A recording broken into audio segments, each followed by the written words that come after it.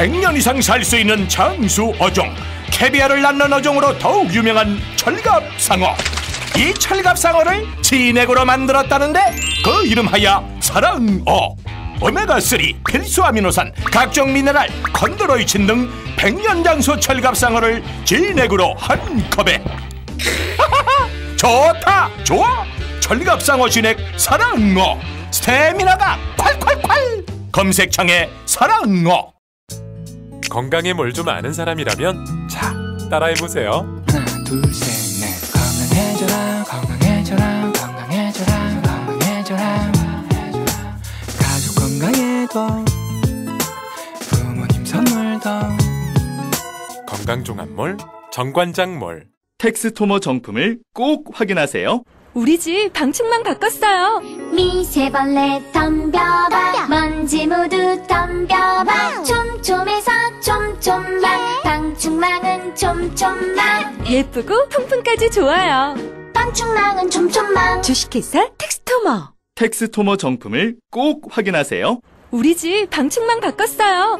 미세벌레 덤벼봐, 먼지 모두 덤벼봐. 촘촘해서 촘촘만, 방충망은 촘촘만. 예쁘고 통풍까지 좋아요. 방충망은 촘촘만. 주식회사 텍스토머.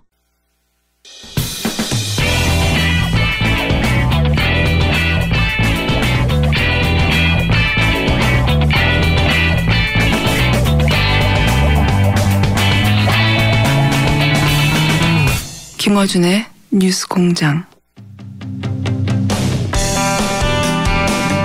최근 경기도지사 출마 여부를 놓고 화제가 된 분입니다. 오랜만에 스튜디오에 직접 출연하셨습니다. 이재명 성남시장 모셨습니다. 안녕하십니까? 네, 반갑습니다. 예. 그 지지율이 1%대였을 때가 있었어요. 그때는 저희가 아무 때나 섭외를 할 수 있었거든요. 네. 예. 근데 대선 출마 지금부터는 섭외가 엄청 어려워. 그렇습니까? 예. 올챙이 쪽을 잊어버렸다. 제가 이제 대선 경선 끝나고, 네.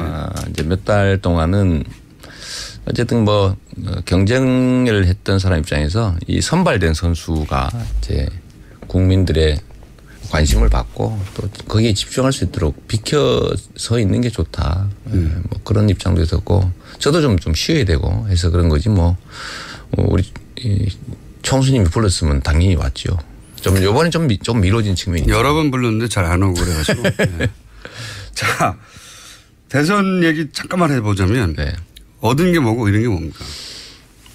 이번 대선 경선 과정에서 제일 많이 이기고 얻은 사람이 저라고 그러더라고요. 그러니까 기초단체장. 예. 기초단체장이 나름의 성과를 냈다고는 하지만 일국의 국가 지도자 선발 전에 어쨌든 후보 선수 예선전이라 뛸 수 있다는 건 영광인데 그런 정도만 해도 엄청나게 얻은 거죠. 맞습니다. 예. 처음 있는 일입니다. 처음 있는 일이죠. 예.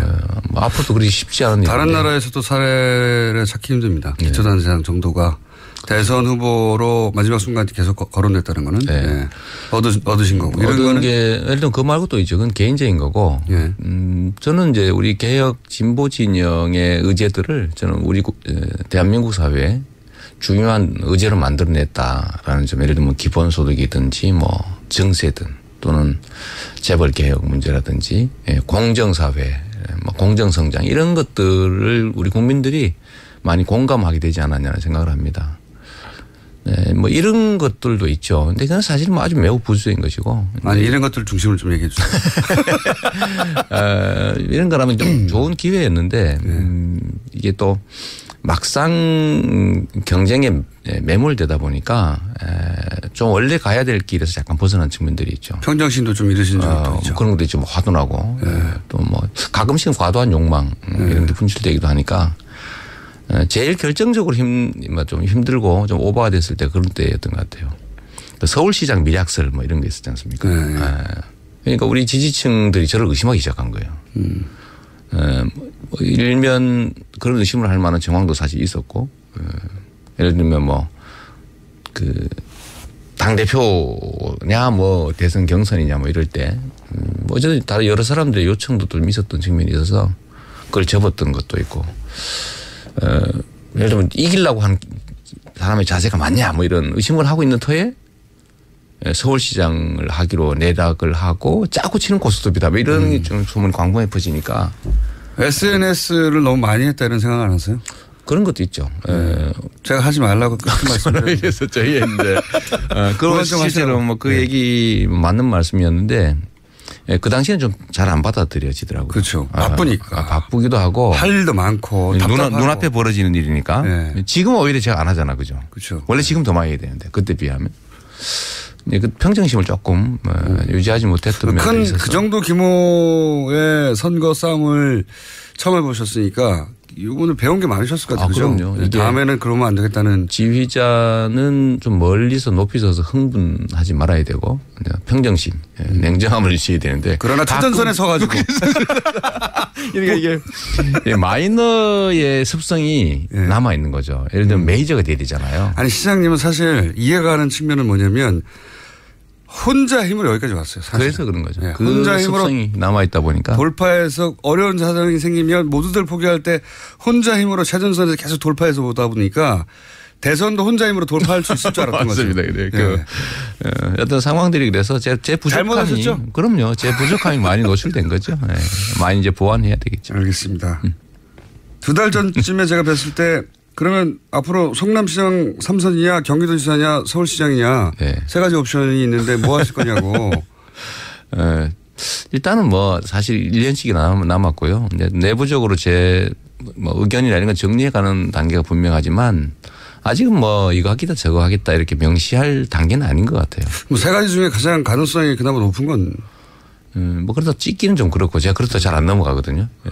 그래요? 근데 그러면 순리 따라가는 게 제일 좋다. 그 결정을 가를 변수는 뭡니까? 예를 들어 박원순 서울시장님이 서울시장 3선에 도전하느냐 안 하느냐. 별로 저는 그거는 별로 큰 변수는 아닙니다. 극단적인 사례를 들어본 거지. 예를 들어서 서울시장에 박원순 시장이 3선 도전을 한다고 그러면 서울시장에 도전하는 가능성이 좀 낮아지는 거 아닙니까? 사실 매우 낮아지겠죠. 큰 변수 많네요. 아니. 근데 안 하더라도 그러면 서울로 갈 거냐? 그건 전혀 다른 문제죠. 그러니까 박원순 서울시장이 한다고 하면 낮아성이 낮아지지만 박원순 시장이 서울시장에 도전하지 않는다고 하면 그럼 내가 가느냐? 그건 자동이 아니다. 그거는 그래서 제가 순리라고 하는 얘기를 하는데 성남시장이나 아니면 작은 역할들은 자기가 선택해서 그 의지가 관철될 수가 있습니다. 그런데 예를 들면 서울시장 선거는 사실은 대한민국의 대통령 선거 다음으로 가는 지방선거의 꽃이고 두 번째 대규모 선거인데 이건 개인의 의지로 역시 돌파되는 게 아닙니다. 그걸 욕심을 내거나 아니 사적 이익을 개입시키면 실제로는 그 큰 흐름에서 벗어나는 순간이 뒤집어지는 수가 있거든요. 그러면 순리라고 하는 게 그래서 중요하다는 거예요. 박원순 시장이 3선 도전을 할 것 같다고 하는 측근의 이야기가 보도된 적이 있어요. 물론 본인이 직접 말한 적은 없습니다. 네. 그렇게 되면 서울시장의 도전 가능성은 그 사실이라고 하면 좀 낮아지는 거죠. 거기하고 조건으로 자꾸 붙이지 마세요. 네, 그 낮아지는 것으로 확인이 됐고. 아니 낮아지는 게 아니라 그것 가지고 판단하지는 않을 건데 저는 이제 주어진 일들을 필요한 일들을 해오던 사람이지 내가 하고 싶은 일을 내가 선택해서 한 경우는 거의 없었어요. 예를 들면 제가 그럼 아무도 안 주면 어떡합니까 이제? 그럼 뭐 다시 야인으로 돌아가면 되죠 뭐. 아니 제 말은 어디로 출마하라는 이야기가 막 사방에 쏟아질 수 있잖아요. 각각 사람들의 얘기보다는 현재 상황에서 제가 맡아야 될 역할 중심으로 하려고 해요. 저는 성남시장 하려고 해서 시장한 사람 아니거든요. 그럼 경기도지사가 가장 가능성이 높군요. 그까지 하죠. 남경필 지사가 현직인데. 요새 푸시업 하시느라고 바쁘시대. 푸시업이요? 네. 역시 관심이 많구나. 네. 아니, 어제 기사가 났더라고요. 되게 재밌는 기사예요. 그래서 제가 페이스북에 들어가 봤는데 계속 푸시업을 하고 계시더라고요. 체력 관리. 왜냐하면 이제 이재명이 오는구나. 붙어야 되니까. 그거 되게 재밌으시더라고요. 네. 자, 그럼 남경필 지사하고 다음 지방선거에서는 경쟁하는 것으로. 푸시업으로? 네, 푸시업이 됐든 어쨌든. 저는 장애인이라서 푸시업은 자신이 별로 없는데. 큰일 났네요. 당내 경선이 더 어렵지 않습니까 오히려? 지금 현재 상태는 그렇게 보이죠. 그러니까 경기도지사 하겠다는 분들도 좀 있지 않습니까 당내? 뭐 이분 저분들 말씀들 많이 나오던데요. 그러니까 다 알아보고 있어 지금 보니까. 아니, 또 모든 가능성. 저는 이순신 작전을 되게 좋아하는데 23전 23승 했잖아요. 예. 그런데 그게 우연히 이긴 것도 아니고 저는 그 작전의 결과라고 보거든요. 그중에 제일 좋은 작전이 뭐냐면 질 전쟁을 하지 않는다. 예. 이길 전쟁만 하죠. 왜냐하면 피할 수 있으니까 그죠. 박원순 시장한테는 안 된다는 거고 그러면. 왜 이러세요. 두 번째는 이길 수 있도록 준비하는 거죠. 치열하게. 모든 가능성. 그래서 남경필 도지사의 체력도 측정하고 있군요. 우연히 봤어요. 자꾸 그러지 몰지 마세요. 성남시장 3선의 요청도 꽤 있지 않습니까? 성남시청 내에서. 네. 시청 안이 아니고요. 네. 제가 재밌는 현상을 발견했는데 저는 대선 경선 때 성남에서 득표가 많이 나올 줄 알았어요. 그런데 거의 차이가 없는 거예요. 거의 차이가 없다. 그래서 네. 왜 그런지를 되게 궁금했거든요. 야, 우리가 조직도 안 하고 신경 너무 안 써서 그런가? 그랬더니 제가 동네를 좀 다녀봤지 않습니까? 끝나고 난 다음에 제가 이제 갔더니 물어봤어요. 성남시장 계속 하라고. 네. 그래서 저는 그 적극적인 지지자에서 경선 때도 한 표 주셨죠? 이랬더니 안 했다는 거예요. 왜 안 했습니까? 그랬더니 아니, 삼선 하시지 뭘 어디 딴 데 간다고 그러세요? 이러는 거예요. 그건요, 시장님 기분 좋으라고 덕담하는 거예요. 그런가요? 네. 아니, 그게 그 사람만 들은 게 아니고 제가 얼마 전에 학부모 회장들 면담을 했는데 거기서도 다 똑같이 그러는 거예요. 그래서 다 같이 덕담하는 겁니다. 아, 그런가요? 네. 그래서 안 되겠다 이거. 그분들은 그냥 문재인 후보가 좋아서 찍은 거예요. 그거 말고 예를 들면 교복 이런 거 네. 다음에 누가 이렇게 저렇게 극렬하게 반대하는데 관철해 주겠냐. 학교 교육 지원 사업 이런 거 상당히 호평받고 있는데 내가 없어질 가능성이 높다 이런 걱정을 하고 있더라고요. 그 시장님 중심으로 생각하시는 거고요. 그분들은 다 문재인, 이재명 시장도 좋은데 문재인 후보가 더 좋아. 아, 물론 뭐 그런 거야 있지요. 있는데 나오신 김에 계속 해라 뭐 이런 또 꽤 많은 것 같아요. 마지막까지 고민할 건 삼선과 경기도지사 정도 되겠네요. 사실 별로 고민 안 해요. 그럼 경기도지사로 결정됩니다. 나오신 김에 주요 현안을 몇 가지 여쭤보면은, 네. 그러니까 이재명 논평을 듣고 싶은 사람이 많아요. 왜냐하면은 이재명 시장님이 SNS 활발하게 할 때는 무슨 사안 났다 하면 촌철 사진 한 번씩 던지셨거든요. 네. 요즘은 근데 SNS 많이 자제하시고 하니까 궁금해하는 사람들이 많은데 이제 가장 최근 거부터 역순으로 제가 여쭤보면 이명박 네. 전 대통령이 어제 한마디를 했어요. 이거 자꾸 뭘 들추고 정치보복 하려고 하는 거냐. 뭐 아마도 제1롯데 관련한 문건도 나온다고 네. 하고 4대강 뭐 정책감사도 한다고 하고 국정 댓글 사건도 네. 본인이 대통령 때였고 그다음에 NLL 대화록도 본인이 대통령 때였고 네. 최근에 뭐 아들 의혹도 좀 있고 그러다 보니까 이제 정치보복식 과거사 들추긴 하지 마라. 네. 이렇게 이제 논평을 내기 시작했어요. 좀 더 적극적으로 대응할 것 같기도 한데 어떻게 논평하시겠습니까? 제가 한번 냈죠. 탈탈 털자. 탈탈 털자. 네, 왜냐하면 정치 보복이라고 하는 게 없는 사건 만들어서 김대중 대통령 간첩 몰아서 막 잡아넣듯이 하는 것을 네. 그런 걸 정치 보복이라고 네. 도둑질한 거에 대한 책임 묻는 건 그건 보복이 아니라 정의를 실현하는 거죠. 정의와 상식, 원칙을 실현하는 것이어서 자신들의 범죄 행위 또는 부도덕한 행위에 대해서 책임을 묻는 건 당연한데 이것조차도 정치란 이름으로 좀 보호받고자 하는 거. 이거는 그야말로 구태 중의 구태죠. 이런 걸 적폐라고 해요. 과거에는 그게 가능했죠. 전두환도 권력을 가졌다는 이유로 그 집단 살해 행위에 대해서 면죄받았지 않습니까? 네. 이제 그런 기대를 하는 거죠. 근데 세상이 바뀌었기 때문에 범죄 행위에 대해서는 책임을 묻는 거, 잘못한 것에 대해서 책임을 지는 것 이런 것들은 상식 중의 상식이기 때문에 그런 의미의 정치 보복이라면 저는 맨날 해야 된다 이렇게 생각하죠. 그런 의미라면. 네. 네. 그리고 제1롯데 월드 얘기는 제가 그 민주당 부대변인을 할 때 제가 네. 집중적으로 문제 제기했던 거죠. 맞습니다. 10년 부대변인 하셨죠. 네. 네. 그때만 해도 아무도 몰랐어요. 아무도 몰랐죠. 그래도 뭐 과거의 뒤집으면 좀 나오는데 저는 진짜 뭐 나름 그때 당시도 아무도 언급 안 하는 거. 제가 친구를 위해서 조국을 버린 MB 이렇게 제가 비판 논평 내고 그랬죠. 그다음 뭐 경고도 받고 그랬는데 그게 저는 아니 어떻게 그 사이 롯데가 재벌가의 개인적 그야말로 소망이잖아요. 그렇죠. 뭐 최고의 건물을 짓는 거. 그것도 롯데 이 월드 자리에. 그 부지 자리에. 그 부지. 예. 얼마나 엄청난 특혜를 받은 부지거든요. 그것도. 예. 근데 그거를 세상에 대통령이. 보수 대통령이 그것도. 아니 안보를 중시한다는 대통령이. 안보 보수. 비행장 그 활주로를 바꿔가면서까지 허가내 주는 걸 보고 이거는 언젠가는 책임을 물어야 된다. 제가 그때도 주장했는데요. 지금 그 이제 저는 명백한 직권남용이라고 생각하죠. 그때 공구참모총장이 서경찬 이후로 사퇴하기도 했죠. 반대했었으니까요. 사실은.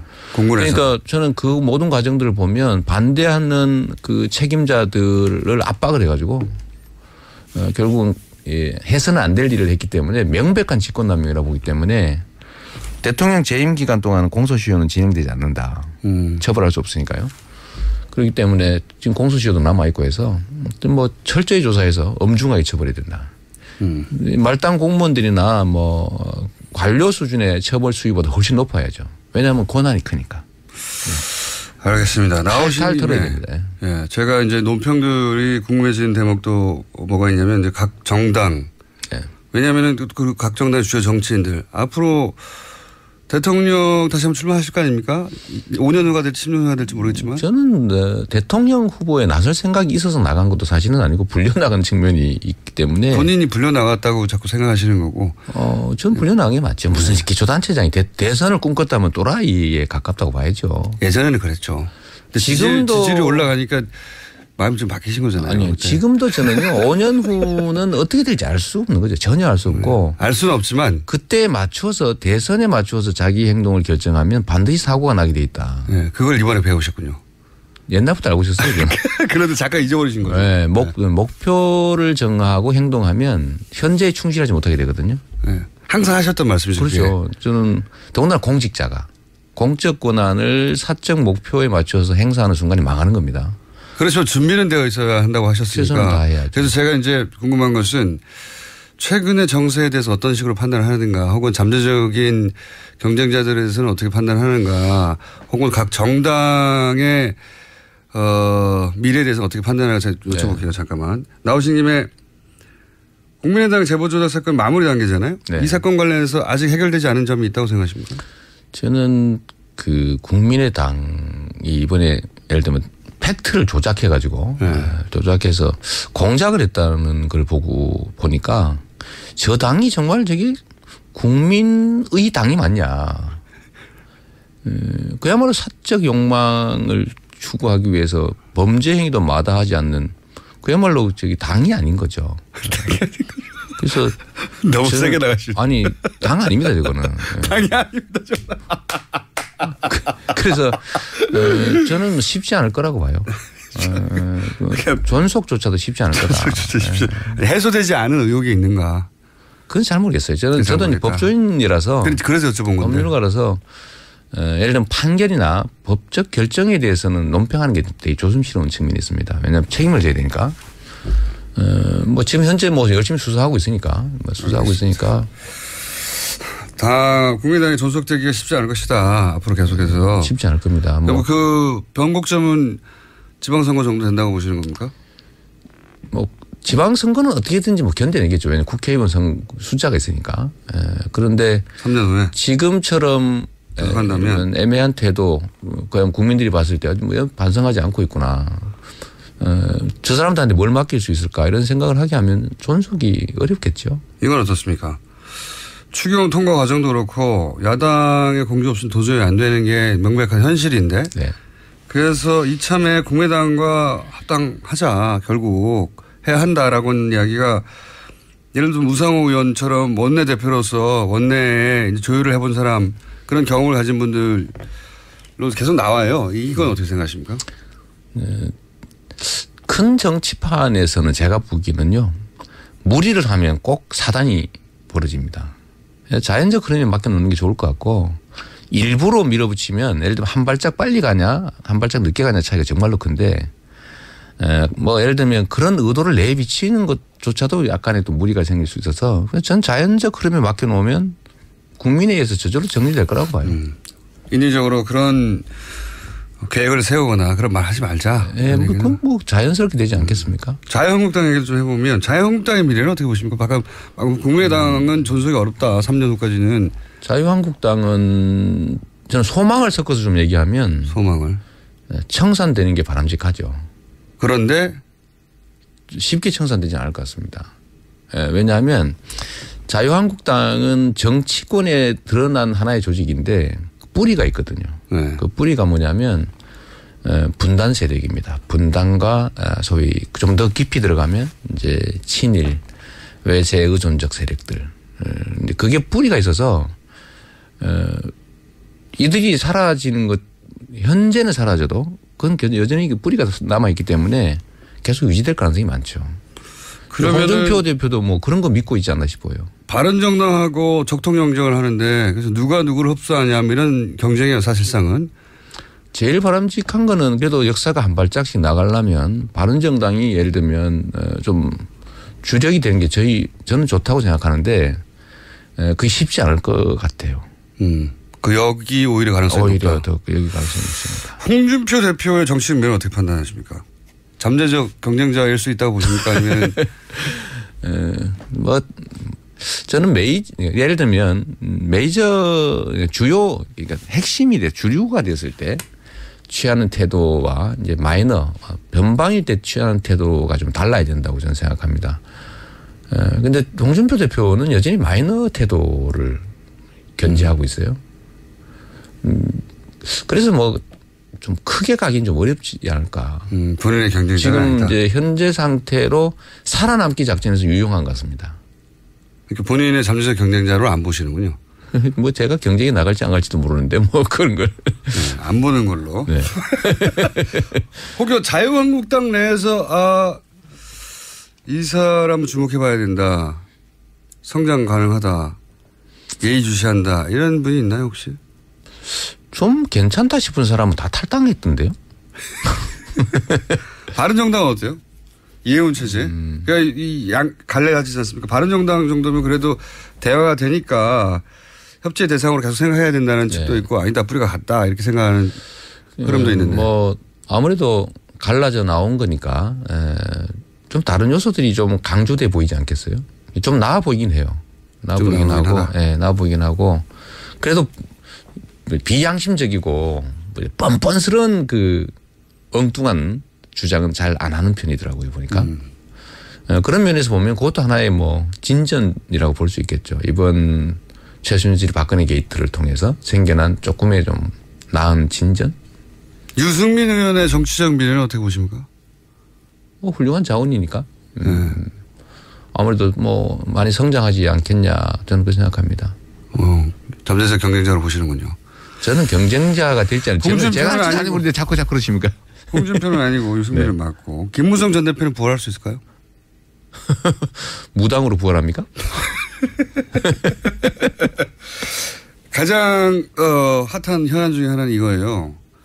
문재인 정부가 이제 정부 표현으로는 초고소득청 5억 이상 연간 소득 그리고 2천억 이상 순이익이 남는 기업들 상대로 부자 증세를 하겠다고 했더니 자유한국당에서 서민 감세라는 프레임으로 담배값 인하를 치고 나왔어요.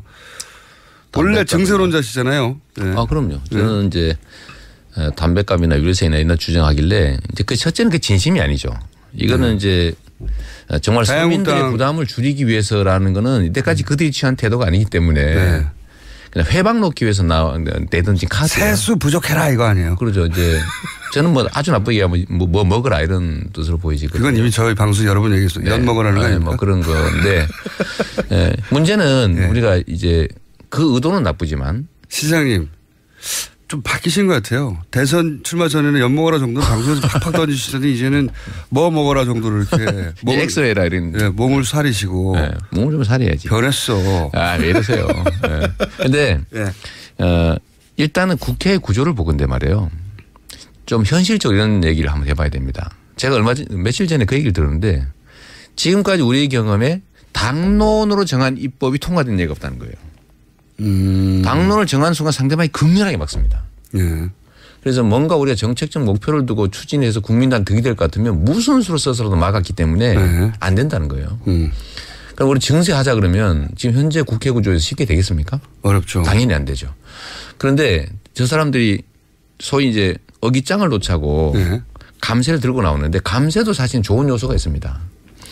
우리가 조세 부담률을 올리고 그다음에 복지를 확대하자는 건 국민들이 동의해요. 네. 총액으로 증세해야 된다라는 점을 87%가 동의한다는 거 아닙니까? 네. 그러면 그 방법이 뭐냐 도대체. 네. 부자를 증세하는 슈퍼리치. 얘기한 대로 슈퍼리치들을 증세를 좀 하고 만약에. 거기까지 다 동의해요. 대부분. 그런데 서민 감세를 하자고 하면은 증세분이 줄어들어서 마이너스가 되면 안 되잖아요. 그렇잖아요. 그럼 네. 감세된 만큼 소위 슈퍼리치 증세를 더하면 되죠. 더하자. 자본소득 증세라든지. 그러니까 말하자면 담배값 인하 같은 것도 1조가 되면 네. 증세를 1조 더하면 되죠. 그러면 예를 들면 소득 격차를 해소하는 데 도움이 되죠. 뭐 대단한 비법이 있을 줄 알았더니 아니었고요. 아니죠. 아닌데 이거 한번 생각해 보세요. 이쪽 줄이고 이쪽 더 올리자. 그럼요. 왜냐하면 자유한국당 입장에서는 저거 절대 포기 안 할 겁니다. 왜냐하면 공격거리가 되니까요. 그럼요. 네. 그렇기 때문에 국회는 원래 하나씩 주고받아야 되거든요. 네. 그럼 네 것도 해줄게. 우리 것도 하자. 증세 우리 입장을 관찰해 증세하고 너네 입장을 통해서 감세를 하되 총액을 증가시켜야 된다는 국민적 합의니까 그만큼 더 증세하자. 라고 논쟁이 막 벌어지면 그냥 너네 왜 전에 하고 말 바꿨니 하는 것보다는 훨씬 더 그 사람들 입장이 곤란이 될 수 있죠. 그러니까 부자 그러니까 그 서민 감세라고 목적은 그게 아니더라도 어쨌든 담배값 인하하다든지 이런 걸 치고 나오는데 그거를 그냥 무시하지 말고 그래 그럼 일부 받을 테니까 우리도 거 받아라. 부자 증세도 더 받아라. 왜 주고받아야 되니까. 네. 국회는 현실적으로 국회 선진화법 때문에 과반수가 돼도 통과가 안 되지 않습니까? 그렇죠. 네. 그러니까 통과되는 방법은 저는 이런 생각까지 하는 거예요. 극단적으로 지금 현재 상태로는 증세 먼저 하자 그러면 저 통과될 리가 없습니다. 현실을 인정해야죠. 네. 그래서 만약에 두 개를 동시에 바꿨다 1차적으로. 그래서 지금 현재 상태 유지된다는 거 아닙니까? 그러면 서민 감세를 한 만큼 예를 들면 부자 증세를 해놓으면 그것 자체도 이익이죠. 불평등 해소, 격차 해소에 도움이 되니까. 그리고 이 과정, 논쟁 과정에서 국민들이 어느 한쪽을 손을 들어줄 수밖에 없죠. 시장이 만약에 장관을 네. 하고 싶다고 시켜주지는 않겠지만. 또 그런 팩트 지적을 하고 그래.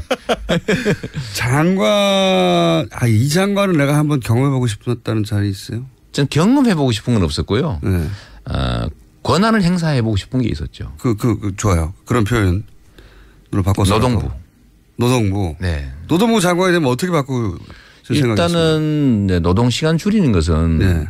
지금 현재 상태에도 할 수 있는 게 참 많습니다.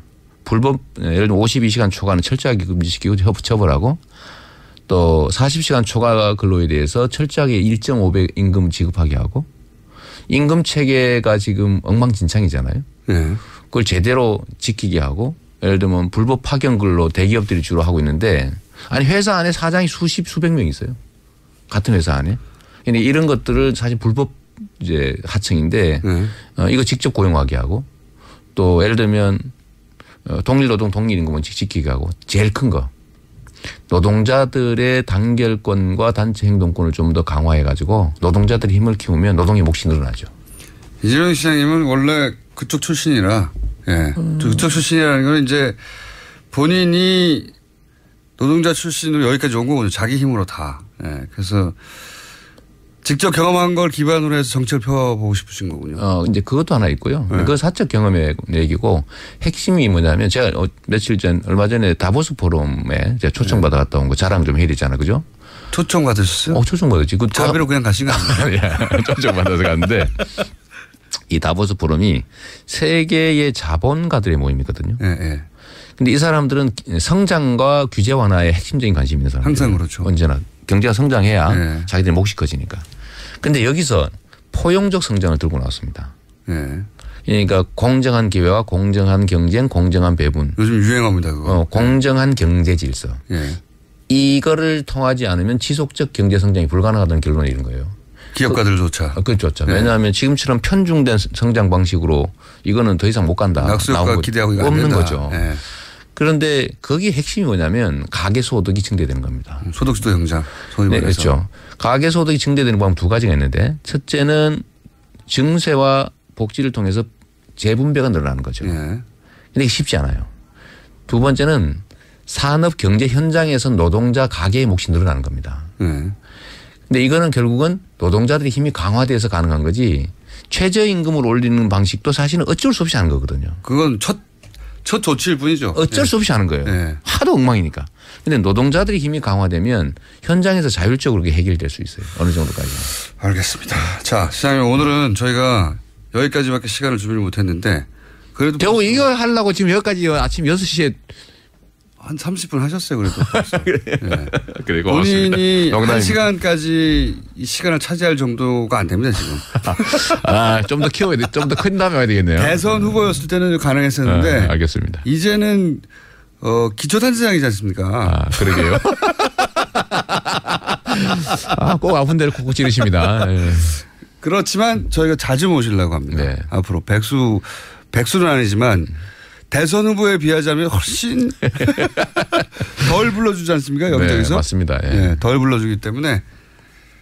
뭐 이것만도 감지덕지합니다.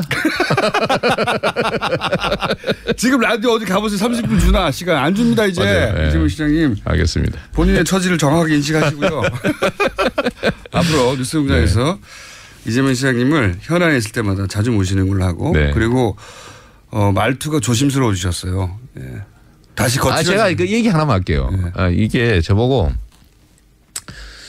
왜 자꾸 튀냐 이렇게 얘기를 해서 벼룩은 튀어야 눈에 띈다. 그냥 튀어가지고는 이제 벼룩이 아니다. 이제는 안 튀어도 보인다. 제가 근데 예를 들면 가장 마지막 단계는 소가 되는 건데 소가 튀면 어떻게 됩니까? 미친 소 되잖아요. 아직 소까지는 안 했잖아요. 못 갔지. 못 갔지만. 지금 어디쯤 오셨습니까? 뭐 토끼 정도? 토끼 정도. 그럼 튀어주셔야죠. 네. 토끼는 튀지는 않습니다. 토끼가 튀면 문제가 생기는 거지.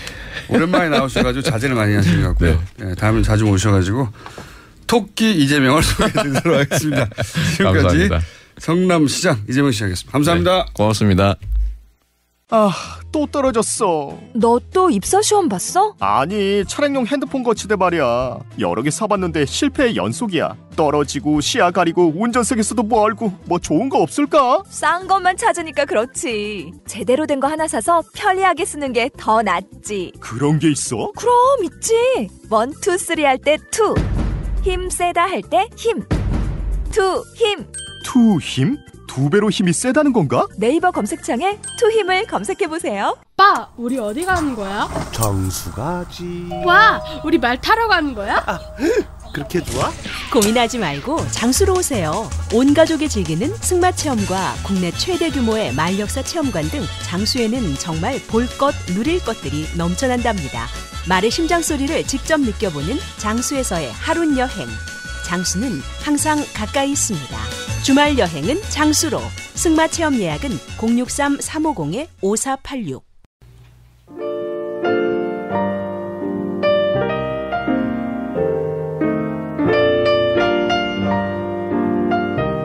불친절한 AS.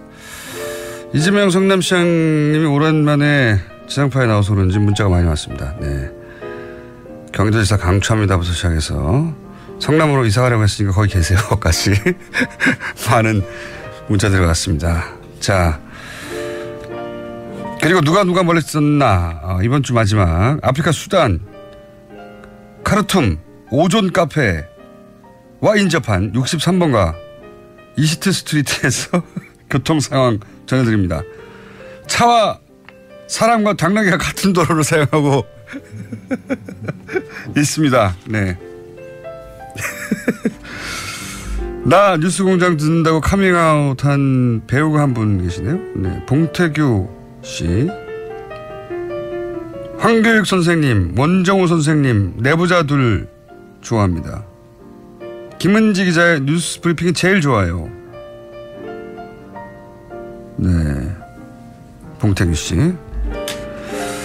뭘 제일 좋아하는지는 궁금하지 않았습니다. 네. 여기까지 하겠습니다.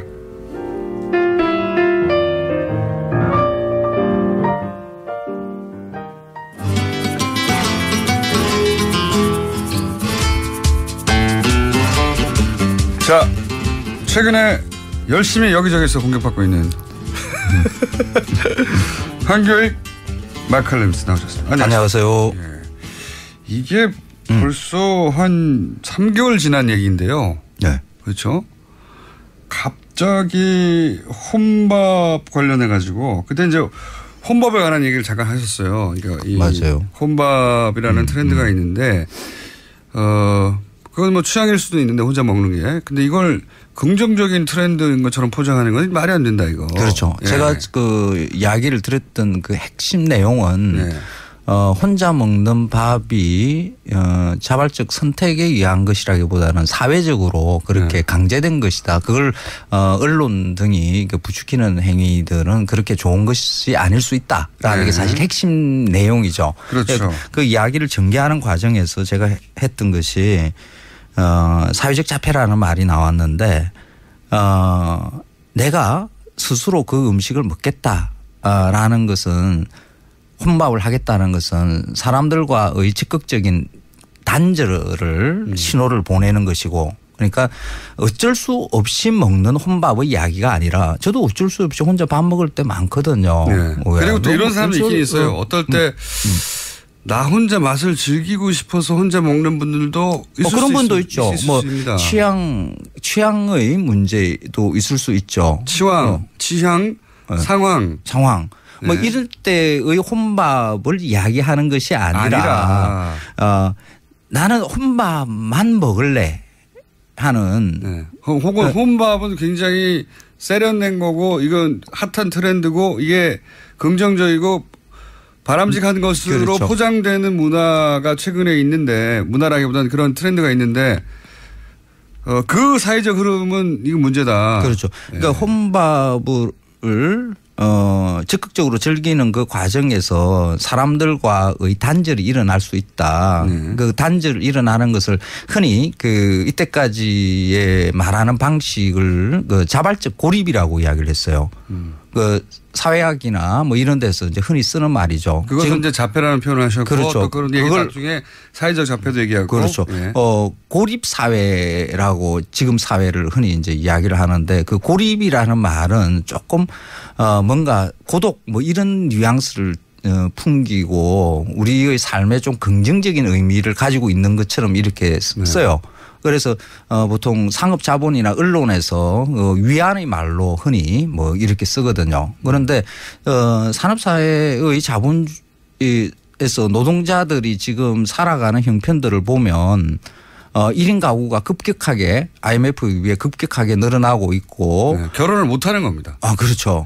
연애도 잘 못하는 거고요. 돈도 없고. 그렇죠. 형편도 안 되고. 이 상황 지금의 노동자들은 혼자 밥을 먹을 수밖에 없는 상황으로 지금 내몰리고 있는 거거든요. 예전에는 그걸 원자화라고 또 표현하고. 그렇죠. 근데 그 내몰리고 있는 상황을 위안하기 위해서 그걸 자발적 고립이라는 말로 이렇게 포장해서 던지는 것으로 또 그 노동자들은 이 상황에 대해서 위안 삼아 나는 내 스스로 이런 것을 좋아하는 거야. 원래 나는 이게 체질이야 하는 것으로 만들어지고 그게 적극적으로 그 혼밥만 먹겠다. 사람과의 커뮤니케이션을 단절시키겠다는 이런 현상을 그 사람들이 이야기하고 있는 이런 분위기를 부추기는 그 자발적 고립이라는 말로 이렇게 제가 이야기하는 것은 바른 방법이 아니다라고 저는 생각을 한 거죠. 그런데 이게 이제 모르시는 분들을 위해 잠깐 말씀드리면 혼자 밥 먹는 사람을 자폐아라고 했다라고 요약되는 어떤 지적이 있었고 그러자 이게 이제 뭐 여러 가지 커뮤니티에서 큰 논란이 되기도 했어요. 근데 첫 번째 지적하고 싶은 것은 저도 이 방송을 같이 했기 때문에 정확하게 기억하는데 이런 것은 이런 단절은 일종의 자폐고 사회적 자폐고 이건 현상을 말한 겁니다. 그렇죠. 그런데 여기서 그 단어를 자폐아로 바꾸잖아요. 그렇죠. 그러면은 혼자 밥 먹는 사람이 정신적 장애가 있는 거다라고 공격한 걸로 바뀌는 거예요. 그렇죠. 현상을 말하는 거에서 아라는 단어를 하나 바꾸므로 해가지고 황교익 선생이 혼자 밥 먹는 사람은 정신적 장애가 있는 사람이라고 공격했어. 이렇게 바꿔버린 거죠, 프레임을. 그러니까. 이건 저는 악의적이라고 봅니다. 몰라서 한 거면. 그때 방송 방송 당시에 이미 많은 분들이 이게 사회적 현상에 대한 표현이라는 것을 다 인지를 하셨고 어마어마한 사람들이 듣잖아요. 이 방송을. 그런데 아무 문제 없이 있던 것을 그걸 자폐아라고 의학적 용어인 것처럼 그러니까 정신적 질환을 앓고 있는 사람처럼 이렇게 말을 바꾸는 것으로 해서 이렇게 갑자기 그러니까 사회적 자폐라고 하는 문화 현상을 설명한 거냐 아니면 혼자 밥을 먹는 사람들을 정신적인 장애를 가진 자폐아라고 표현한 거냐 완전히 다른 얘기거든요. 그렇죠. 근데 그 자폐라는 단어에 아자를 붙여서 아자라고 하지 않았는데 이게 이제 퍼져나가기 시작한 사태가 그렇게 된 거고요. 그러니까 다시 한번 설명하게 되시게 된 거죠. 그렇죠. 네. 그럼 이렇게 혼밥을 사회적 아젠다로 만들어준 그 일에 대해서는 오히려 저는 고맙다고 생각을 해요. 혼밥이라는 게 2014년에 이 말이 이제 등장하기 시작하는데 처음에는 혼자 먹는 밥에 대해서 많은 문제가 있는 거 아니냐 사회적 문제로 인식을 하고 많은 언론들이 그걸 다뤘어요. 네. 사실 사회적 문제가 있다는 것은 언뜻 보면 그 당시에 혼밥을 먹기 시작하는 그 대학생들의 연령대를 보면 IMF 전후에 그 유아기를 보낸 그러니까 우리나라 사람 사이가 좀 이거 폭압적으로 진행될 때 제대로 집에서 그 끼니 제대로 이렇게 해결하지 못했던 그러니까 양 부모가 다 이렇게 바깥에 돈 벌러 나가고 하는 그런 상황들에 의해서 그 유아기를 보냈던 그 세대들이거든요. 그리고 그 이후에 그 IMF의 영향으로 지속적으로 계속 그 일자리를 제대로 확보하지 못하고 학자금 늘 걱정해야 되고 하는 이런 세대들이죠. 그 일자리라는 게 거의 이제는 그 이후에는 비정규직의 저임금 일자리밖에 없는 그런 상황에 몰려 있는 그 세대들입니다. 한국 사회에서 가장 불행한 세대들이라고 볼 수가 있는 거죠. 이 불행한 세대들의 삶이 혼밥을 먹을 수밖에 없는 상황이라는 것으로 저는 해석을 했었어요. 예. 연애도 못하고 결혼도 못하고 친구도 제대로 만나지도 못하고 하는. 조금 원룸에 들어와서. 그렇죠. 근데 혼자 먹어야 되죠 그러면. 그렇죠. 그런데 네. 이 상황을 처음에 이런 상황이었던 것을 최근에 그러니까 한 1, 2년 사이에 그렇게 혼자 밥을 먹는 것을 세련되고 서구적인 것이며 아주 쿨하고 하는 이런 것으로 이런 포장 행위가 일어났어요. 해석을 해요. 그런데 그 어느 사회에서든 사실 혼밥이라는 것은 자본주의 사회에서 점점 많이 늘어나고 있는 거거든요. 1인 가구가 이렇게 늘어나고 있죠. 1인 가구가 늘어나는 것에 대한 여러 걱정들, 사회학적 걱정들, 정책적 걱정들이 다 붙어 있어요. 그런데 한국 사회가 가장 심각하게 이 1인 가구가 늘어나고 있는 데거든요. 1990년대 한 10%밖에 안 되던 1인 가구가 지금 한 30%, 한 20년 사이에 한 3배 정도가 늘어나요. 그런데 이것을 심각하게 받아들일 수 있는 이 혼밥을 무슨 세련된 삶을 사는 그런 긍정적이고 바람직한 것으로 보게끔 해서 지금 우리가 가지고 있는 현실을 있게 만드는 잘못 이해하게끔 만드는 거죠. 자, 제가 이 문제를 갖다가 억울하시니까 제가 간단하게 정리해 볼게요. 시작은 이렇게 된 겁니다. 이 현상을 일종의 자폐적인 현상이다. 사회적 자폐적인 현상이라고 말씀하신 거를 자폐아로 단어가 바뀌면서 마치 혼자 밥 먹는 사람은 문제가 많은 사람, 정신적인 장애가 있는 사람으로 공격한 양 언론이 보도되면서 이게 촉발이 됐고 그런데 실제 취향이 그래서 원래부터 혼자 먹는 게 좋았던 사람은 옛날부터 있었으니까요. 그런 분도 있어요. 그런 분들을 지적하거나 자유주의자들, 예술적 취향이 강한 분들 이런 분들은 혼자 먹는 그 자체를 혼자 즐겨하기 때문에 네, 저도 가끔씩 그런 짓을 하거든요. 그러니까 그런 분을 이야기하는 거예요. 아니고 이거는 사회적 현상으로서의 혼밥을 들여다봐야 되는 거죠. 그리고 사회적 현상. 상황이 마침 혼자 먹는 사람을 비난하는 것도 아니고 그게 아니라 사회 구조적 문제로서 사실은 그렇고 싶지 않은데 혼자 먹게 되어버린 그런 이 세태에 대해서 그것을 불러일으킨 구조가 뭐냐 이걸 지적한 거였다. 그렇죠. 이런 고립사 선생님 시간이 끝났어요. 그래요? 황교안 선생님이었습니다. 예, 고맙습니다. 다음 주에 뵙겠습니다. 안녕.